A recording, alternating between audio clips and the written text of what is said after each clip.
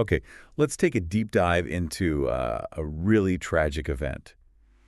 This recent bridge collapse in Maharashtra, India. Yes, it's been all over the news. Exactly. And we're working from the source you shared called Kundamala Bridge Collapse, Tragedy and Aftermath. Hmm. Our goal here is just to unpack the key details from this text so you can get a clear picture of, what happened, the why, and the immediate aftermath. Sounds good. And right off the bat, the source flags something pretty startling. Apparently, this bridge collapse wasn't like a complete surprise. There were warnings. That's right. That detail about prior warnings, it really casts the whole event in a different light, doesn't it? The source definitely layers factors, but that one stands out. It really does. So, okay, based on this source, let's just get the basics. What kind of bridge are we actually talking about here? Well, the text describes it as an old footbridge, relatively narrow too, made of iron and concrete, Okay, and it crossed the Indrayani River. This is in the Kundamala area, Pune district. got it. And the incident itself, when did this happen? According to the source, it was Sunday, June 15th, 2025.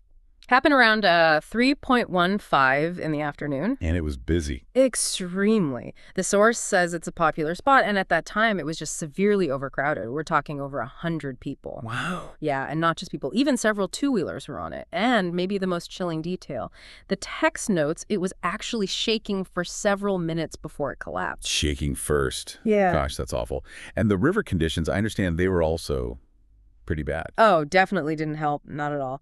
The source explains there'd been heavy rain recently. Right. So the Indrayani River was swollen, flowing really heavily, really fast. When the bridge went down, people were thrown into that. It made rescue incredibly tough, people being swept away. That's devastating. And the human toll reported in the source. Yeah, it's grim. 4 people confirmed killed. Okay. The source names 3 victims, Chandrakant Sathle, Rohit Mameen, and a little boy, just 5 years old, Vihan Mene. 1 person remains unidentified. Oh, that's heartbreaking. And injuries. At least 51 injured, according to the text. Some critically hurt, though it does say many were treated and discharged relatively quickly. That's something, I suppose. And rescue efforts. Did they mobilize fast? It seems so, yes. Mm-hmm. The source mentions the NDRF, that's the National Disaster Response Force, plus police, fire brigades, they were all deployed. It's a standard procedure, yeah. But the text really highlights the crucial role of local residents. Apparently, they jumped in immediately, right from the start. Their quick actions were vital. That often happens. Local people are the very first responder. Exactly. Formal operations then carried on through the night, wrapping up Monday morning once they'd accounted for everyone missing, based on this account. Okay, so let's shift to the why. Why did this happen? The source points to a couple of main things. Yes. 2 primary causes cited. Number 1, overwhelmingly, is overcrowding. Just too many people. Way too many. The bridge simply wasn't designed for that kind of load. All those people, the bikes, its capacity was just exceeded. And the bridge itself. Well, that's the second factor. The text notes it was old, reportedly 30, maybe 32 years old, and it was showing its age described as rusted, which obviously contributed to, structural weakness. Okay, but here's the part that the source really seems to emphasize, the part we mentioned at the start. This wasn't just an old, overloaded bridge failing unexpectedly. No, absolutely not. This is critical. The source states quite clearly that the bridge had already been declared unsafe. By who? By the district collector. That's, a key local government official. So an official declaration, and was that it? Apparently not. The source says warning boards were reportedly put up at the site. And even more, a formal prohibitory order basically banning people from using it was issued just a week before the collapse. A week before. So declared unsafe, warning signs up, and a legal order not to use it.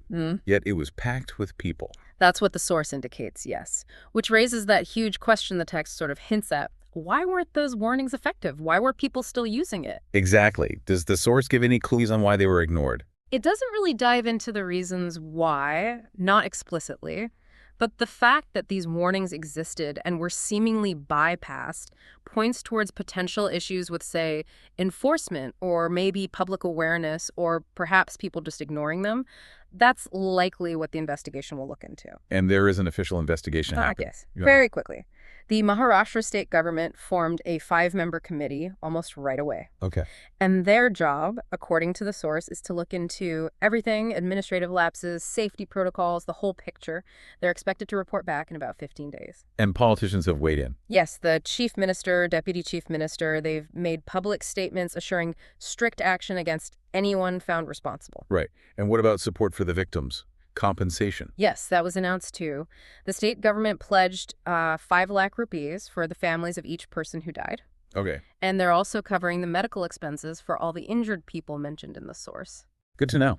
So zooming out a bit, this specific incident, as described here, it really points to bigger issues, doesn't it? Absolutely. It throws a harsh spotlight on infrastructure safety, maintenance, especially at these popular tourist spots where you get huge crowds, sometimes unpredictably. Yeah. And it highlights that challenge of making sure safety rules are actually followed, even when, like here, they seem to have been officially put in place. So if we boil it down based just on the source material, Yep. got an old rusting bridge, it tragically gets loaded way beyond its capacity.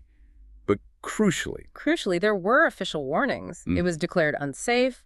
There was even a ban, reportedly, and yet the tragedy still happened. which leaves us and leaves you listening with a really tough question prompted by this account, doesn't it? It does. What does this incident really tell us about that difficult balance between keeping popular places accessible and ensuring public safety? Especially, when the safety measures, the warnings, are apparently there, but they still fail to prevent disaster.